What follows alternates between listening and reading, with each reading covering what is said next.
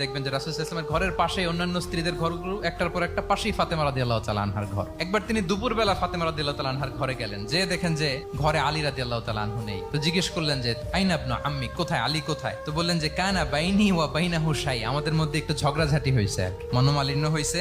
ফাগাদাবানি, উনি একটু রেগে গেছেন আমার উপর। ফাখারাজা ফালাম ইয়াকিল ইনদি, প্রত্যেকদিন খাওয়ার পরে তো এখানেই কাইলুলা করে, আজকার ঘরে কাইলুলা করে নাই, কই যেন চলে গেছে। তো কোথায় গেল? রাসূল ইসলাম লোক পাঠালো, খুঁজে দেখো আলী কোথায়।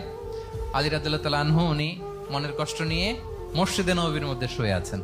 রাসূল ইসলাম খুঁজতে খুঁজতে মসজিদে নববীর ভেতরে গেলেন, দেখলেন যে উনি যে শুয়ে আছে, ওনার গায়ের জামাটা একপাশে পড়ে আছে আর বালুর মধ্যে ওনার শরীর পড়ে আছে। তো উনি ডাকলেন, কুম ইয়া আবা তুরাব, কুম ইয়া আবা তুরাব, হে বালির বাবা আলী, বালির বাবা আলী ওঠো ওঠো।